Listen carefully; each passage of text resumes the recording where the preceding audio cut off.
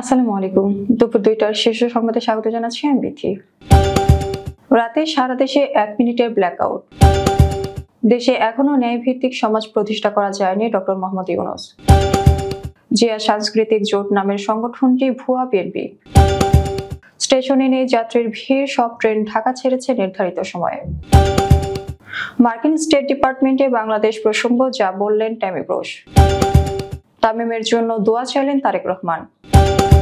রংপুর মহানগর ছাত্রলীগের সাবেক সভাপতি স্বাধীন গ্রেফতার। ইফতার পার্টির নাম করে পুলিশ ক্লাবে গোপন বৈঠক রিজভী। ৪৮ ঘন্টা পর সুন্দরবনের আগুন সম্পূর্ণ নিয়ন্ত্রণে চলছে সর্বশেষ তল্লাশি। নতুন মহামারী ডেকে আনতে পারে বার্ড ফ্লু, বিজ্ঞানীদের সতর্কবার্তা। আরাকান আর্মির শতাধিক পোশাক সহ আটক ৩। সার্বভৌমত্ব, অখণ্ডতা সহ পাকিস্তানের প্রতি পূর্ণ সমর্থন চীনের। কানাডার নির্বাচনে নাক গলাতে পারে ভারত, দাবি গোয়েন্দা সংস্থার। এবং আদালতের রায়ে ক্ষমতায় ফিরে পেলেন দক্ষিণ কোরিয়ার অভিশংসিত ভারপ্রাপ্ত প্রেসিডেন্ট। শুনছিলেন শিরোনাম, এবার বিস্তারিত। একাত্তরে গণহত্যার স্মরণে আজ ২৫ মার্চ রাতে ১ মিনিট অন্ধকারে থাকবে সারা দেশ। মঙ্গলবার রাত ১০টা ৩০ থেকে ১০টা ৩১ পর্যন্ত ১ মিনিট দাঁড়িয়ে সব আলো নিভিয়ে একসঙ্গে নিরাপত্তা পালন করবে। তবে গুরুত্বপূর্ণ এবং জরুরি স্থাপনা সমূহ এই কর্মসূচির আওতামুক্ত থাকবে। সম্প্রতি মুক্তিযুদ্ধ বিষয়ক মন্ত্রণালয়ের এক সংবাদ বিজ্ঞপ্তিতে এই তথ্য জানানো হয়। এতে বলা হয়, আজ ২৫ মার্চ বাঙালি জাতির ইতিহাসের ভয়াল কালরাত। মুক্তিযুদ্ধ শুরুর মুহূর্তে ১৯৭১ সালের এই রাতেই পূর্ব পাকিস্তান তথা বাংলাদেশে পৃথিবীর ইতিহাসের ভয়াবহ গণহত্যা হয়। সেদিন অপারেশন সার্চলাইট নামে নির্বিচারে মানুষ হত্যা করে পাকিস্তানের হানাদার বাহিনী। এক রাতেই বাংলাদেশে বিভিন্ন স্থানে লাখো বাঙালিকে হত্যা করা হয়। এই মর্মন্তুদ গণহত্যা আজও বিশ্বের মানুষের কাছে ঘৃণ্যতম ও তমসাচ্ছন্ন এক অধ্যায়। অন্তর্বর্তীকালীন সরকারের প্রধান উপদেষ্টা অধ্যাপক ডক্টর মোহাম্মদ ইউনূস বলেছেন, ১৯৭১ সালে স্বাধীনতা যুদ্ধের উদ্দেশ্য ছিল একটি ন্যায়ভিত্তিক সমাজ প্রতিষ্ঠা করা, যেখানে আইনের শাসন থাকবে, মানুষের মৌলিক মানবাধিকার নিশ্চিত হবে এবং একটি বৈষম্যহীন সমাজ প্রতিষ্ঠিত হবে। কিন্তু স্বাধীন বাংলাদেশে এখনো ন্যায়ভিত্তিক সমাজ প্রতিষ্ঠা করা যায়নি। দীর্ঘদিন ধরে এদেশের মানুষকে তাদের ভোটাধিকার থেকে বঞ্চিত করা হয়েছে। দুর্নীতি, লুটপাট তন্ত্র ও গুম খুনের রাজত্ব চালিয়ে দেশে একটি ফ্যাসিবাদী ব্যবস্থা কায়েম করা হয়েছে। আজ মঙ্গলবার ২৫ মার্চ গণহত্যা দিবস উপলক্ষে দেওয়া এক বাণীতে তিনি একথা বলেন। ১৯৭১ সালে ২৫ মার্চ পাকিস্তানি হানাদার বাহিনী ঢাকা সহ সারা দেশে বিশ্বের বর্বরতম হত্যাযজ্ঞ চালিয়েছে বলে মন্তব্য করেছেন প্রধান উপদেষ্টা অধ্যাপক ডক্টর মোহাম্মদ ইউনূস। এ সময় দুঃখ ভারাক্রান্ত হৃদয়ে সেই কালরাতের সকল শহীদকে স্মরণ করে তিনি বলেন, নারকীয় এই হত্যাযজ্ঞে জাতি আজও শোকাহত।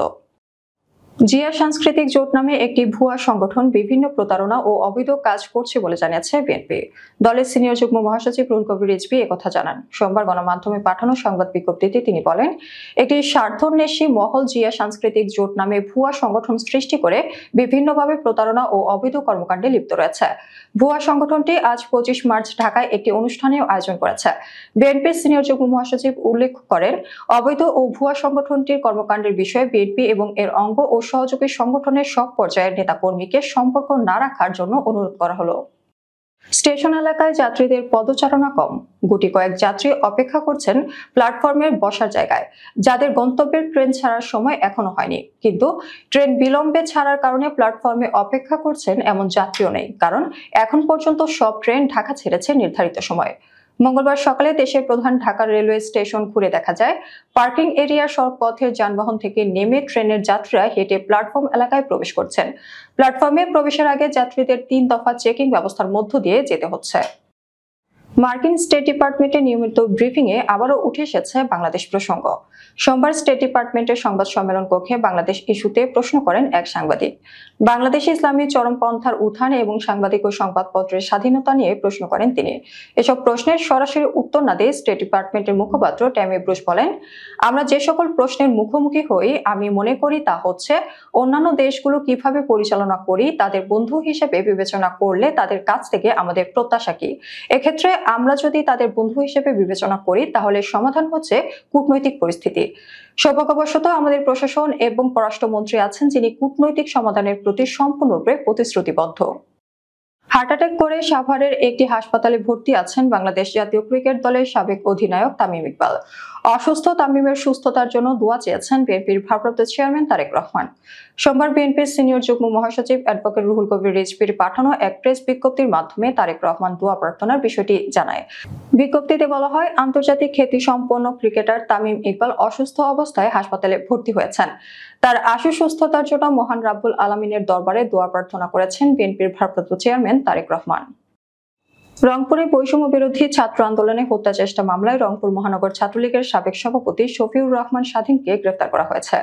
সোমবার দিবাগত রাত 1টার দিকে সরকারি বালিকা উচ্চ বিদ্যালয়ের প্রধান ফটকের সামনে থেকে তাকে গ্রেফতার করে মেট্রোপলিটন কোতোয়ালি থানা পুলিশ।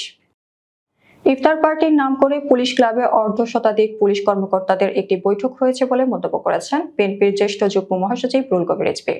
সোমবার এক সংবাদ সম্মেলনে এই মন্তব্য করেন তিনি। রিজভী বলেন, পুলিশ ক্লাবে ইফতার পার্টির নাম করে অর্ধশতাধিক পুলিশ কর্মকর্তাদের গোপন বৈঠক হয়েছে, এটা গণমাধ্যমে এসেছে। তিনি বলেন, তারা এই সাহস পায় কি করে? একটা ইফতার পার্টির নাম করে তারা গোপন বৈঠক করেছে, কি উদ্দেশ্যে, কেন তারা এটি করেছে? সুন্দরবন পূর্ব বন বিভাগের ধানসাগর স্টেশন সংলগ্ন 23-এর ছিলা শাপলার বিল এলাকায় আগুন সম্পূর্ণ নিয়ন্ত্রণে এসেছে বলে জানিয়েছে বন বিভাগ। প্রায় 48 ঘন্টা পর মঙ্গলবার সকালে আগুন নিয়ন্ত্রণে আসে। এদিন সকালে সরেজমিনে দেখা যায় ফায়ার সার্ভিস, বন বিভাগ ও স্বেচ্ছাসেবকরা আগুন লাগা এলাকায় তল্লাশি শুরু করেছেন। ঘটনাস্থল ও আশেপাশের কোথাও আগুনের কুণ্ডলী বা ধোঁয়া রয়েছে কিনা তা দেখা হচ্ছে। নিচ থেকে পর্যবেক্ষণ শেষে উড়ানো হবে বন বিভাগের ড্রোন ক্যামেরায় আরো গভীরভাবে পর্যবেক্ষণ করা হবে অন্য কোথাও আগুনের অস্তিত্ব রয়েছে কিনা। ফের মহামারী সৃষ্টি করতে পারে এমন ভাইরাসের তালিকায় শীর্ষে রয়েছে বার্ড ফ্লু। এ বিষয়ে সতর্ক করেছেন বিজ্ঞানীরা। স্তন্যপায়ী প্রাণীর কোষে যদি এই ভাইরাস সংক্রমিত হয় তাহলে তা বিশ্ববাসীর স্বাস্থ্যের জন্য ভয়াবহ ঝুঁকি তৈরি করতে পারে বলে মনে করেন তারা। এ খবর দিয়েছে ব্রিটেন ভিত্তিক সংবাদ মাধ্যম স্কাই নিউজ। এতে বলা হয়, বিশ্বের কোথাও প্রথম একটি ভেড়ার মধ্যে এই ভাইরাস সংক্রমিত হওয়ার ঘটনা ঘটেছে উত্তর লন্ডনের ইয়র্কশায়ারে। এই খবর বিশ্ববাসীর জন্য মহাবিপদ ঘণ্টা বলে মনে করছেন বিশেষজ্ঞরা।